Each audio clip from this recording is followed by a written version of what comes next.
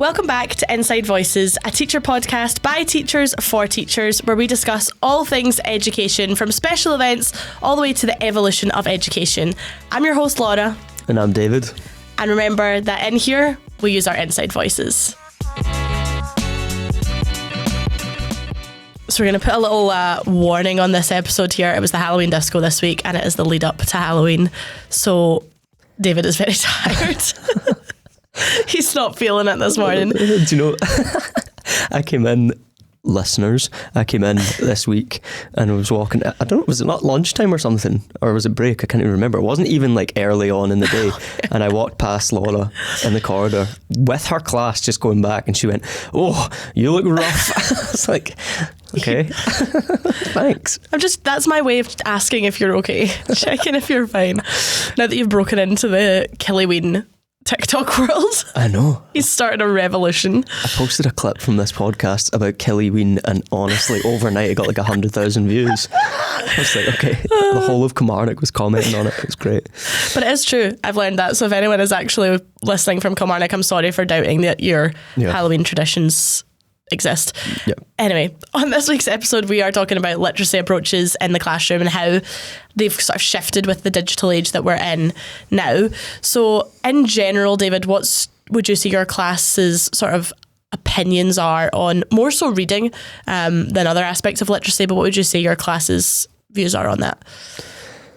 Yeah, I think it's difficult because obviously we've only been teaching for 4 or 5 years, so it's not like we've been sitting there watching the whole world burn, like, and everything change, and we can look over 30 years and be like, oh my goodness, it's so different from when we were teaching. But I think even since I was at school, or maybe in the last 10 years or so, there has been a bit of a shift, and I don't know what the reason is. Maybe technology, we can discuss that, but there has been a wee bit of a shift, and we've had to do more work on the engagement of readers. Yeah.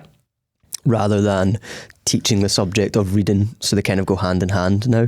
Whereas before, I think you just took it for granted that people would read and do it as a hobby. Like, it was much more embedded culturally.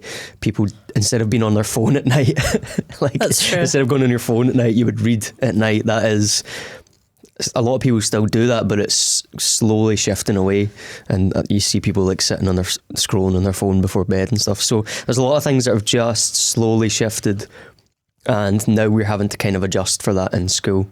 Would you say that in your classroom you've had to do a lot more engagement stuff? Yeah, I think so. And I think, like you said, it comes down to, whereas before you wouldn't have like a TV to sit down and watch. Well, you would, but it would be certain programs that are on at certain times of night. There was no streaming, right? There was no recording your programs and watching it. You watched what was on and then you went to bed. So a lot of the time it was that you would take a book up, or like a comic or anything that you could read, and that's what you would do because there was nothing on TV, and if you couldn't go outside because it was dark or it was time to go to bed, that's what you would do. Whereas now it is a lot of technology time or playing games like Xbox and all of that. Not that that's a bad thing. Of course, we are both advocates for using technology in the classroom, and we really do think it enhances the experience. But I think that's when it comes down to the whole conversation we had about it enhancing and not replacing, because you can't really replace. I don't think you can replicate opening up a book and actually reading a book from cover to cover. Yeah. I know you've got the Kindles, you've got all of the things online that you can do, but in my opinion, a physical book, cover to cover book, you can't replicate that. Yeah, I actually read something. No, we did that at university actually. That there is a difference between reading a physical book on your brain than like a Kindle or the internet. So if I read something on an article online, it's actually harder for me to take the information in, because apparently the physical turning of a page and the physical holding of a book does something to your brain while you're doing it. So it's like a memory thing. You actually remember turning that page. You actually remember where it is on the page as well. You remember where you were sitting, that kind of thing, rather than just scrolling with a mouse. Yeah, that kind of makes sense, because I always think that when I write something down, like physically write something down, I'm more likely to remember it than if I just type it and send it. So I also want to put a caveat in, because anyone watching this that knows me knows I'm not a reader. Like, they know, like, I am really openly not someone who enjoys reading for pleasure. His Instagram stories where he's sitting in Starbucks reading are all a lie, guys. All a lie. I love doing that, because I've got a coffee and I've got like a day off. Like, that is the dream. I actually have to force myself to do it though. Like, on holiday I'll take a book because I love reading on holiday next to the pool or whatever. But see, sitting down of a Tuesday night, like before I go to bed and like, oh, snuggling up with a good book.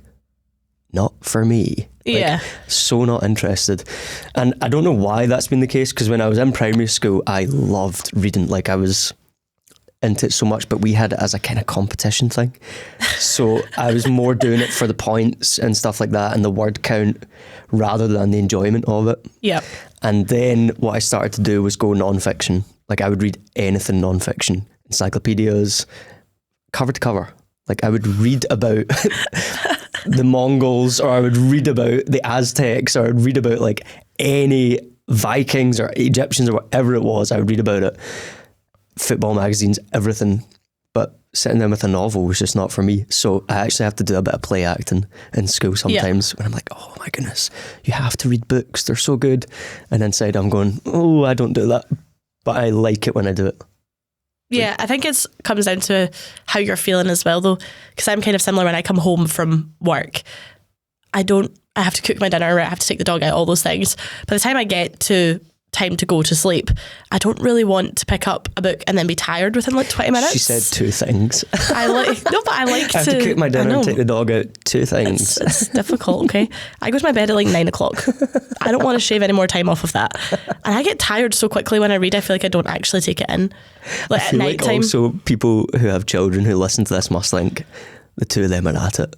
Oh yeah, definitely. They go home and they've got nothing to do apart from take the dog out and cook the dinner. I have a nap too.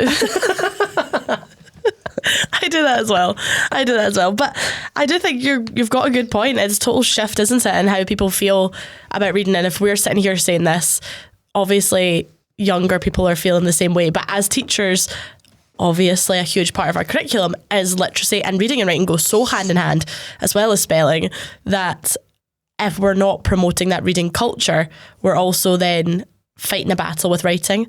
Because I don't know if you also find this in writing, but if I ask students to write, a lot of their inspiration comes from, rather than books now, it comes from like games and TV shows. And that's fine. Like, we encourage them to take inspiration from other things and put that into their imagination. But when I was younger and I was writing, I would always write about something I'd read about. Mm-hmm.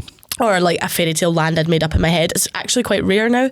Most of the time it comes from, inspiration of what they're watching on YouTube, or what they're watching on the TV, or what they're playing on their Xboxes and their PlayStation stuff when they go home.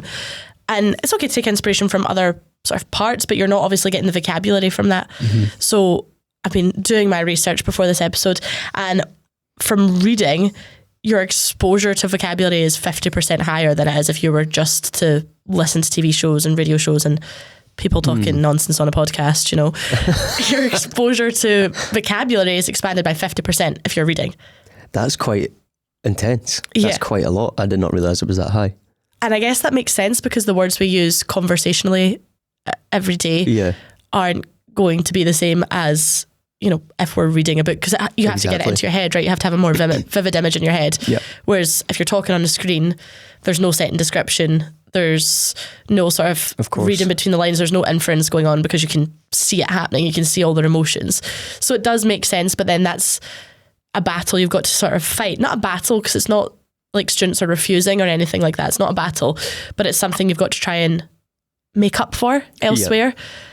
Yeah, that's so interesting. I had never actually thought about that. The fact that they're not being exposed to high level vocabulary and language if they're just watching stuff. Because if you think about it, TV, that makes total sense, because TV has to apply to pretty much the masses, doesn't it? So it has to apply to people with a reading age of 10 and a reading age of 25 or whatever, you know, the biggest gap that you could get. So they just go for the lowest common denominator, really, don't they?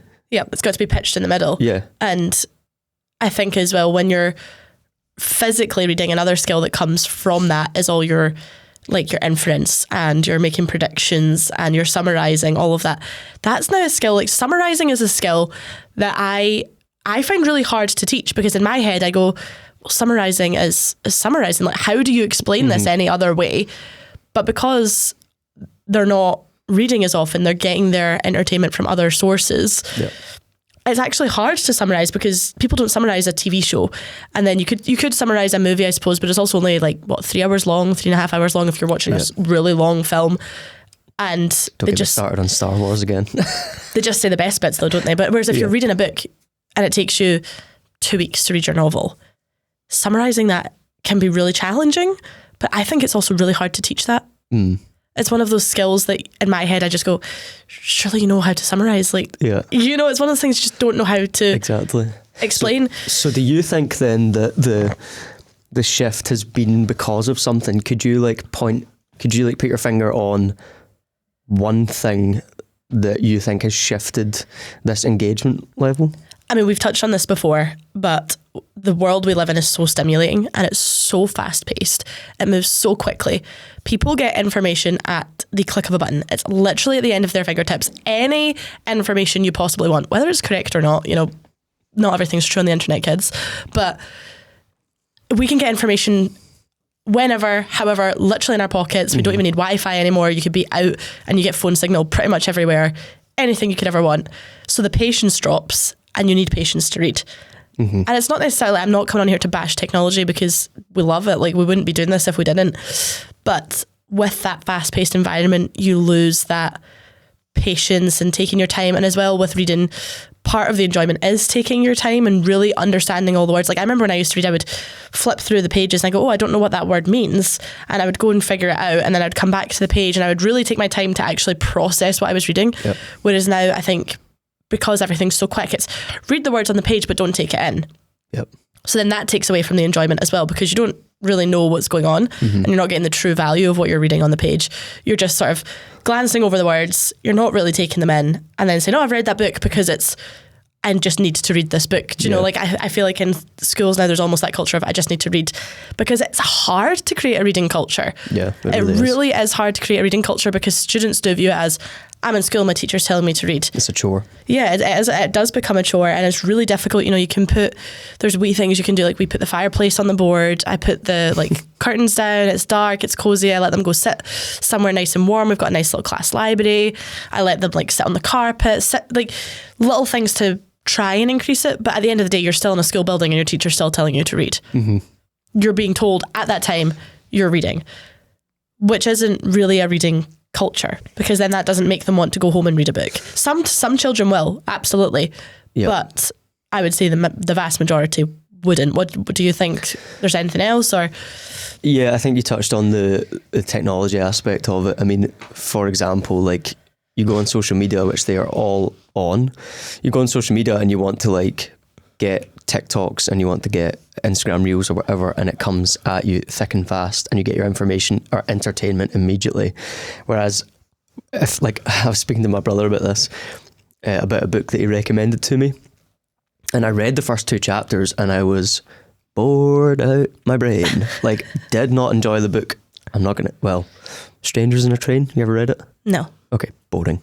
But he absolutely... It's a good review. Was one of his favourite books. Now, he's such a reader that I was like, okay, I'm going to take his word for it, because he's the person that, in our family reads and reads and reads just for enjoyment. He literally reads all the time. So I was like, okay, I'll take his word for it and I'll try it. But because the first 2 chapters were not interesting to me, I was out. You're out, yeah.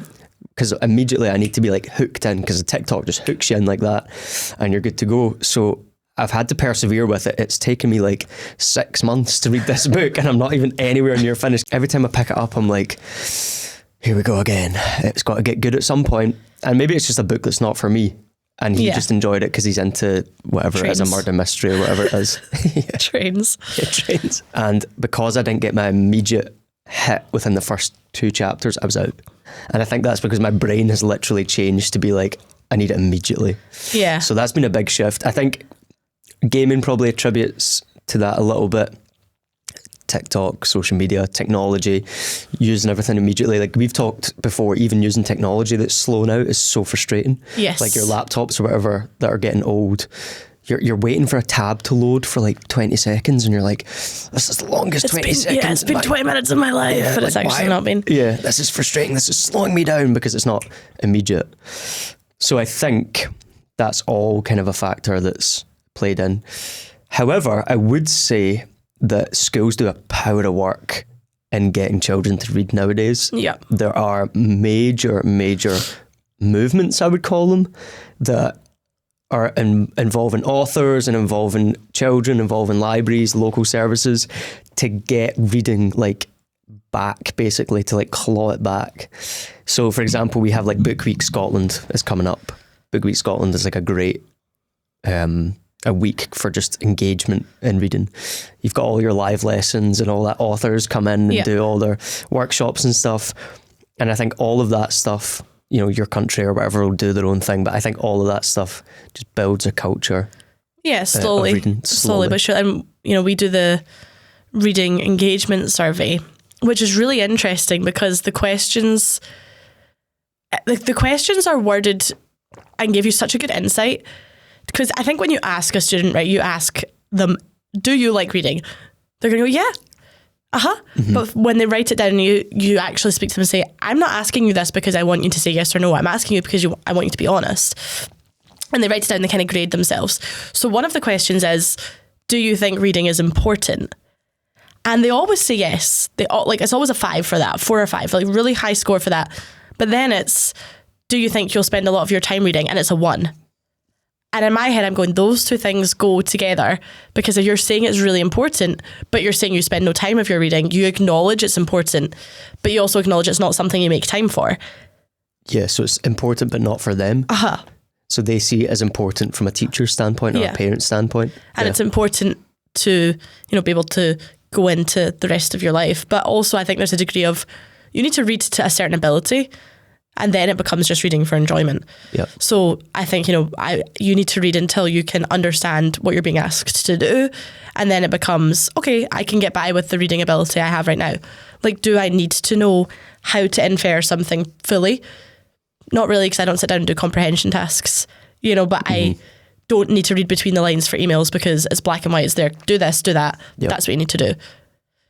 So there is also the argument of, again, like you said, reading to say, I know it's important, but I'm not going to. Yeah, it's not important in the sense that enjoyment isn't. The enjoyment isn't important to me. That's what I'm trying to say. That the enjoyment isn't important, but the actual skill is important. Right. Those two things are completely different. So to like separate them for kids is difficult because you're trying to like teach all these skills and make it like a skills based thing. Yeah. Which is difficult.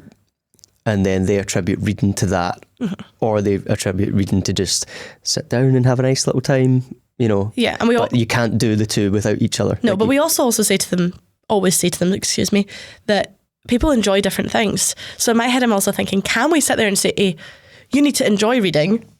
Because if someone came up to me and said, right, you must enjoy reading. You need to enjoy sitting watching, I don't know, curling, I'm going to be like, no thanks. Curling. Well, no hate to anyone who loves curling, okay? If you love curling... This is a Scottish podcast.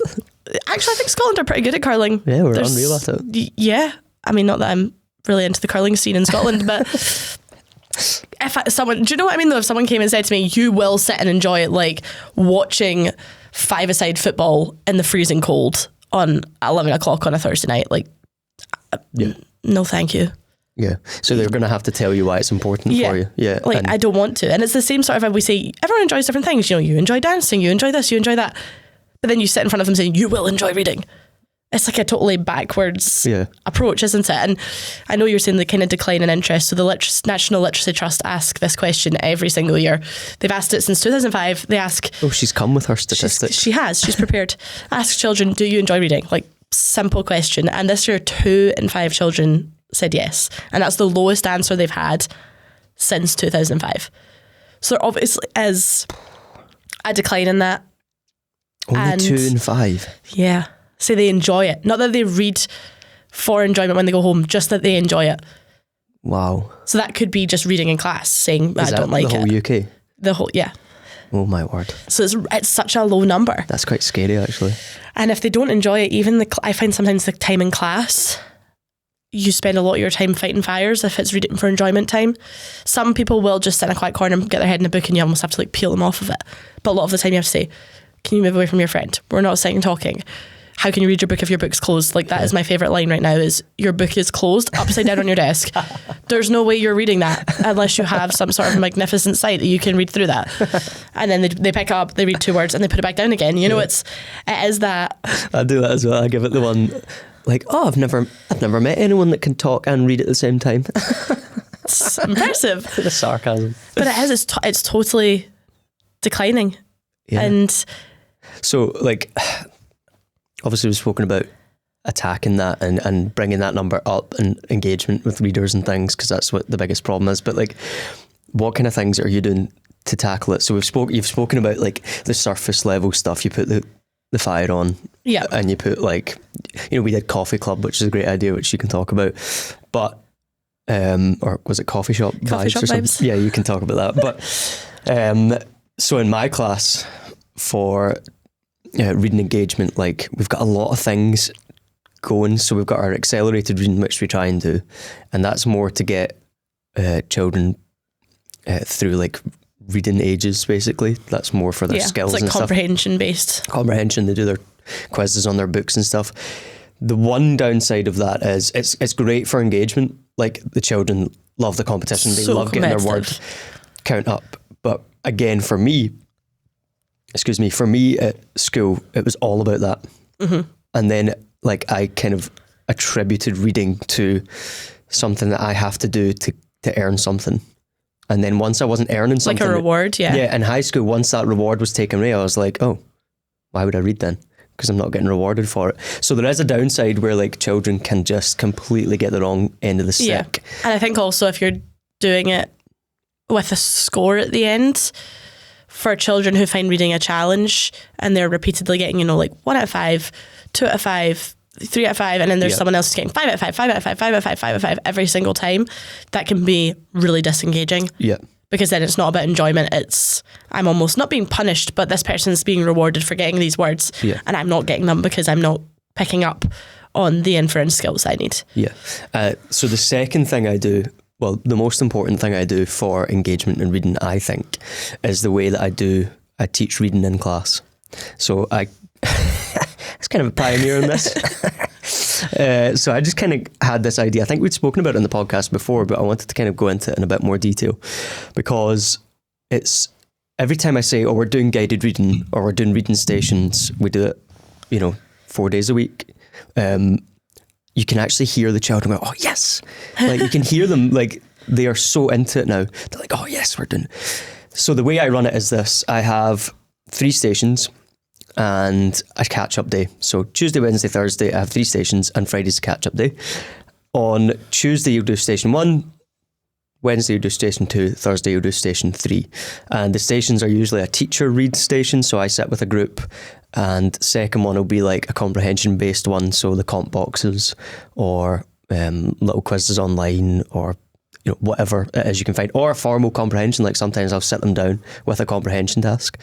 And then the third one is usually a more like active one, where they either just read their book or they sit and listen to an audio book or something like that. More coffee shop vibes. Coffee shop vibes. That kind of thing. So you do your 3 stations, or you do a reading journal task. That's another one. Yeah. The one that I've been doing this week is just reading task cards. So I put out and they choose which one they want to do, and they take it and they do a new front cover, or and it's all things that test their skills, but in a fun way. So they have to like create a wanted poster for one of their characters. So they have to know about the character to do that. They have to create a character profile. They have to write a birthday card for them or something. There's all these different ones. Anyway, they love doing it. But the biggest difference I've made, or the biggest change, is mixed ability. Yeah. And I know you do it in your class now as well. You're welcome. And a couple of the classes in school do it, and it's such a good way of doing it. Not to blow my own trumpet, but like the mixed ability takes away that who's in the top reading group. Yeah, you're in the blue group, you're in the green group, yeah. It just diminishes it completely. Now, children are wise to it, and they can look around and see which book you're on. And if you're on a big novel like Tom's Midnight Garden, or if you're on a smaller book, you maybe think, oh, they're a better reader. And children generally know where they stand in the hierarchy. Like they know just from years of being in school where their ability sits. Moving through the classes together. Exactly. And what groups they've been in previously and stuff. But mixed ability is so good. Now you might be thinking, how on earth do I do mixed ability reading groups? Well, the way I do it is on my teacher read, I'll have like 6 different books in front of me. Yeah. And I'm like, okay, how am I getting through all these? So basically I just read with individuals. Yeah. Or with 2s and 3s. As I say, I can sometimes group them together if there's a couple on the same book in the same group. Exactly. And And we just have a chat before it and focus on what skills we're focusing on, do our success criteria, and then that's us, we're good to go. And sometimes I bring them to me, and then other times I'll sit in a group, and then other times I just go around them and I spread them out around the class, and I'll just go and sit next to them, tap them on the shoulder, and they continue to read. Sometimes I get them all to read aloud at the same time. So just mixing it up, keeping it fresh. And for me, that's really worked because the mixed ability thing has done wonders for their confidence. I know you've used it. Would you agree? Yeah, children love to learn from each other as well. That I think they're also, children are very naturally supportive of each other. They are, and they want to help and support. Sometimes, okay, they fall out, but they do. It's in their nature, and they do love to learn from each other, and they also love to know what other people like. So if one person puts down a book and says, "This book is so good," everyone's flocking to it. Everyone wants that book. So right now it's the Minecraft books in my little library. It's just like little Minecraft manuals, like how to build certain things. And as soon as one goes down, someone goes and gets it. That is the book of the moment right now that everybody wants. Is it the red, green and blue one? Yes, they absolutely love them. They're mine. And well, you're not getting them back. They love them though. They love them, and I think that is something to tap into, is all the interests and the value they get from sharing with their peers. That is, I say that to parents at parents' night. Every single parents' night, find something that they love.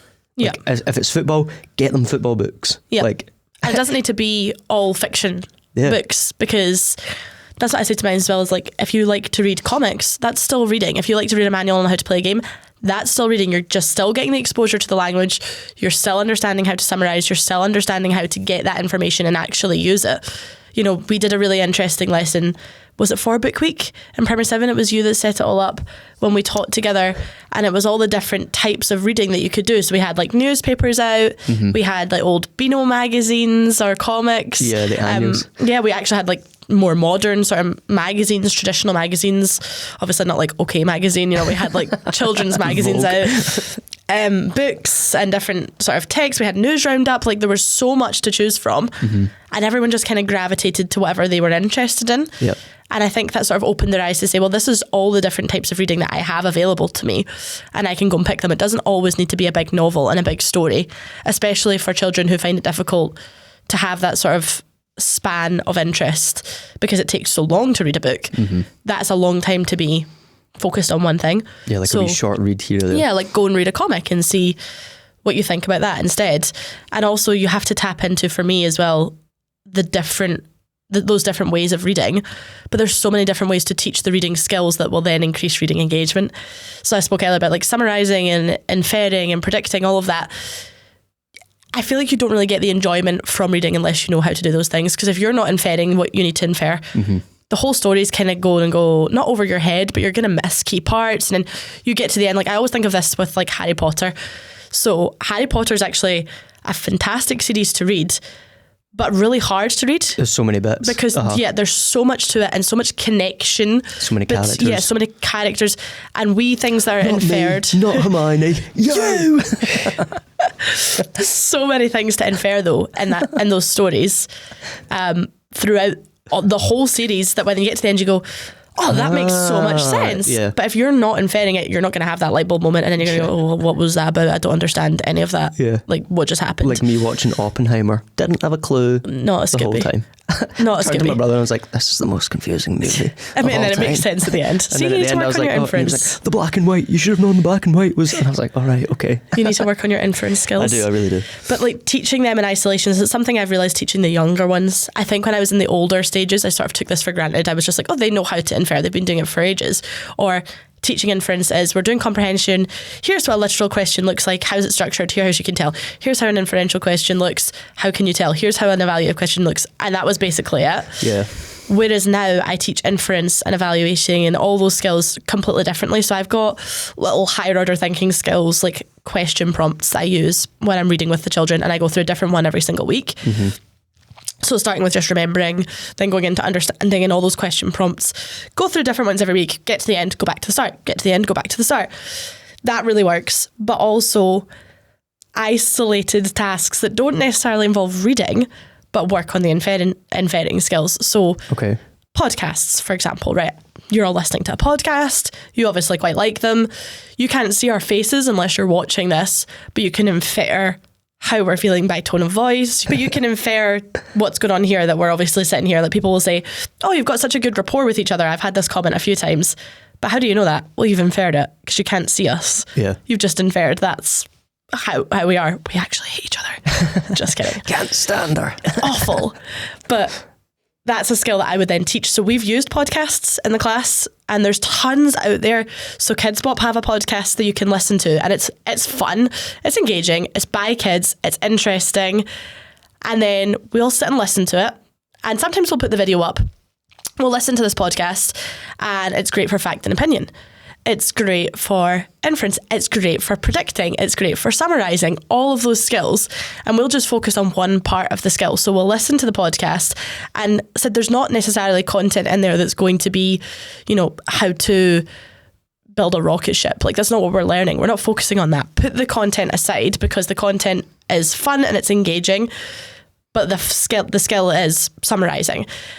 Then we'll do a review of the podcast.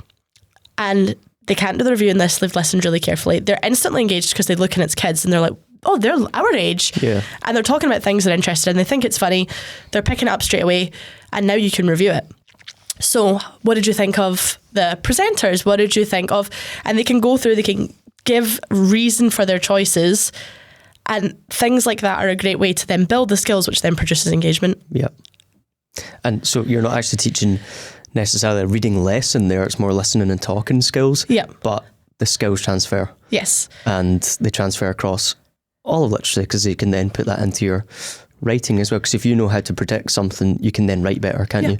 Because you can drip little bits of information through your writing, and you can kind of allow your reader to then predict and infer and all those things as well. Obviously, you can infer that we've got a good rapport and stuff, but you can also infer about our surroundings as well. So if you've never seen our surroundings, you can probably make a couple of judgments. Yeah, absolutely. Like you can tell we're not sitting in somewhere that's really clinical, like an interview room. I always think when people are listening to podcasts, they might think that we're sitting in interview sort of style. It's sitting here really stiff as a board, opposite ends of the table. Like it's totally not like that. I think because the way we're talking to each other, you can tell we're sitting and we're pretty comfy. It's nice, relaxed atmosphere. Like it's just like sitting having a coffee and a chat with your pal, because that's the kind of environment we're in. You can tell that from the way we talk to each other. So many people actually ask us or ask me where we film.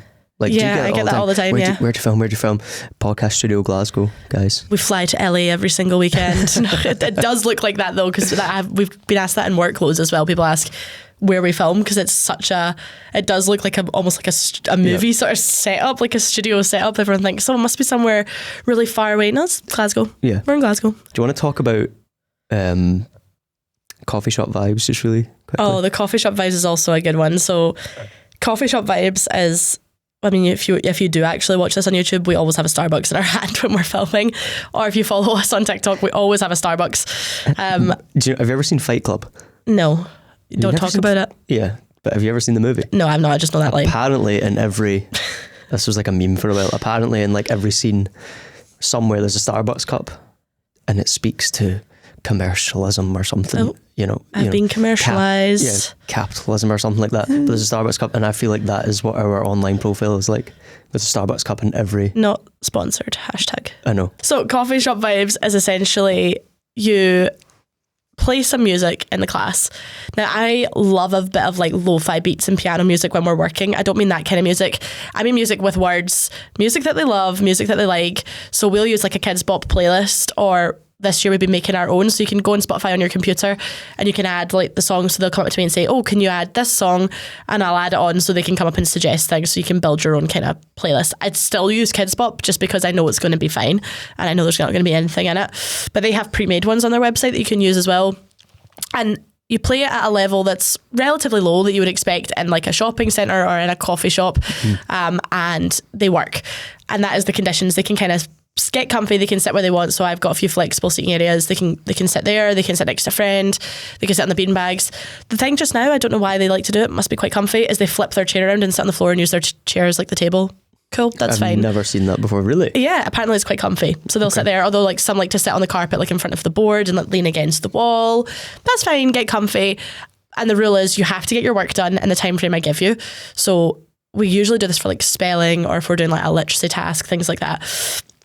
you have to get your work done in the time I give you, and you can't scream and shout, and you can't sing the songs like super loud, because nobody likes that person in Starbucks that's like on his phone and he's like, all right mate, like how's it going, and just blissfully unaware of everyone around who is like, please can you turn the volume down? Or the girls that are sitting going, talking about. And then I texted her saying, and you didn't, oh my gosh. And then I said, I just think that the way you've worded that. You're like, oh my goodness. Really blissfully unaware how loud they are. And I always say to them, I'm like, you're being that guy, don't be that guy. And they just laugh and they turn it down. And you have to, like I said, you have to work hard. You're there to be productive. And I always think of like, when I go to have a coffee, I always go and I take my laptop and then I can't get distracted. And I actually don't. I'm pretty good at when I go and do that. I do get my work done. And it just makes that sort of relaxing atmosphere. It's great for literacy tasks. It's great for reading. It's great for those environments where you are wanting to promote a genuine sense of enjoyment and not just, I'm doing this because my teacher told me I have to. And obviously you do get a sense of that with tasks sometimes, but it doesn't promote a genuine enjoyment and sense of achievement. So if you've got that music on kind of just running low in the background, and then they're sitting reading and they're nice and comfy and they can sit next to a pal, it takes away that feeling of being like, I've been told to do this and I'm in a school environment. And I think that can produce enjoyment, or that can promote enjoyment. So I do it in guided reading sometimes as well, just because they're all doing something different in guided reading. So it's quite a good opportunity to do that. And they do absolutely love it. A lot of people have asked me how I manage that in terms of behaviour. And in all honesty, it kind of manages itself. It's not something I do in August. Like, don't get me wrong. I don't come in on the first day and be like, hey guys, we're going to do this, because coffee shop vibes. That just wouldn't work. You have to have the routines there, and the routines come from absolute consistency. And at the start, when I first do it, I am really, really strict with it. So I'm like, if we can be quiet for 5 minutes, then I'll put it on. And then they're quiet, we put it on. But if people are talking and I have to stop 3 times, I'm turning it off, and I will do it. Like, I absolutely will stick to it. And then they just pick it up really quickly because it's something they enjoy. They're like, oh, we're being given this little bit of leeway almost, so don't ruin it. And they don't want to ruin it for everyone. So it does work really well. Those wee tips of just how can you promote that engagement are there. I feel like this could start a movement across the nation. Coffee shop vibes. And everyone doing coffee shop Guys, vibes. if you do coffee shop vibes, send us your pics. Send us #coffee shop vibes. And if you want to take it even further, you can actually go to a coffee shop and ask for little coffee cups, and they can put their water in it. Wow. We've only done that once because I don't have the energy to go to a coffee shop every week and ask for coffee cups. Absolutely not. So the last time we put in a little question and answer session, I got really good feedback, and it was something that people really enjoyed. So we're going to just take a little brief pause, and we're going to introduce a little question and answer session to this one as well. So if you do have any questions that you want to send in, you can send them over on Instagram, send them on TikTok. If you are watching on YouTube, you can comment on the YouTube video of the episode, and we will pick them up at some point. So one of the questions I got this week is, how do you build up a bank of resources as a teacher? So, any good websites or any good things, especially ones that are free, because obviously the page websites and the page resources are great, but you can't be doing that for every single thing. So are there any really good sites or really good resources you use every single day or every single week that you would recommend to people to help them build up their sort of bank of resources that are up their sleeve? The best resource for teachers at the moment, I think, is Canva. Yes. Oh my gosh, yes. Because with your teacher email, you get a Teacher Education Pro account, and that opens up so many more pro features for you. So for example, you can go on and search for worksheets. Yeah. And there are a million worksheets already made. So easy to edit as well. Or you can go on and use their artificial intelligence to build your own worksheets in an instant, basically. And you can add your class. So like when we're innovating our class text, I send it to them on Canva, and they sit and they type it and they edit it on a computer, which is more like what they're going to be doing in their real life anyway. Yeah, so when you set up your class, they can send you assignments and you can send them back with feedback and everything. So that's a really good feature. Yeah. But in terms of resources, Canva has like a great bank of resources already there. Yeah. And then classroom displays, worksheets. And then you can make your own. Yeah, as in helpful things for parent-teacher conferences and all that. There's tons on there. Yeah, I would say as a student teacher, I found it more difficult because you maybe don't have as much access with your teacher email to pro things across the board.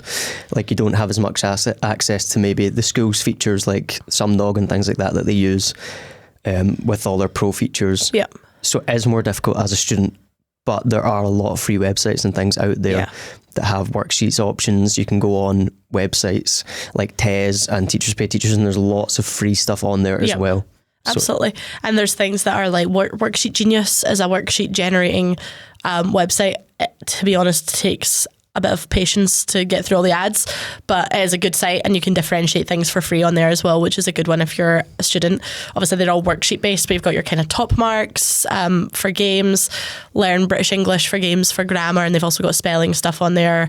You've got like Mathagon, and you've got MathSpot. All of those sites are good for sort of more interactive things. But you said Canva. To give like a quick shout out to Canva for this, because genuinely we wouldn't be sitting here with it without Canva.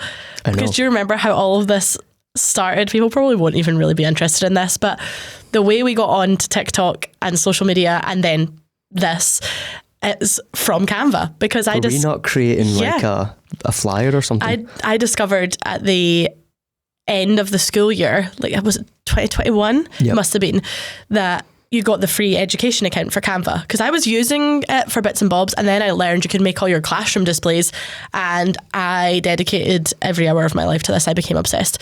Told you, we were both sitting there obsessed with it the whole summer. Then we discovered you could sell on Teachers Pay Teachers with the things you were making, and people were saying, oh, they're really good, you should sell them. So we did that. Then we ended up making TikTok, in all honesty, as a bit of a joke at the start to try and like promote our TPT products. And then we're here. So, you know, thank you, Canva, because wouldn't be here without you. you are a founding father of the Inside Voices podcast. We always like to end with a little piece of advice for our viewers and our listeners. So if there is one piece of advice you can leave them with for sort of cultivating and creating that sort of reading and literacy engagement atmosphere in your classroom, what would it be? My biggest piece of advice for teachers to promote reading in your class is to replicate an environment where reading engagement is something that is promoted. So for example, the coffee shop vibes is a great one. The reading engagement through your guided reading and things with your mixed abilities is a great one. There's lots of different ways you can do it, but as long as that is your main goal, you're going to see an improvement in your attainment through that. Yeah. I think, because if you can improve your engagement in reading, if you can improve the enjoyment of reading through these different things, then children will be, you know, more likely to learn the skills that you want them to learn. Yeah. Would you agree? Yeah, absolutely. And I think as well, view reading as it doesn't need to be cover to cover novel. You know, find something that they're interested in and don't sort of just presume that the skills are there, because reading is more than just reading the words on the page. Obviously that's part of the battle, but promote those skills in a different way, in a way that's more relatable to what they're doing now. Like we spoke about summarising a podcast or summarising, you know, a level on a game. Work on those skills in a way that's maybe not cover to cover reading, and then link them in as you go. Yeah. And remember guys, to tag us in Coffee Shop Vibes Revolution. Hashtag Coffee Shop Vibes Revolution 2023. Inside Voices. Copyright. Thank you for listening to this week's episode of Inside Voices. Remember to come back next week, where we're going to be talking about the evolution of education. And remember that in here, we use our inside voices.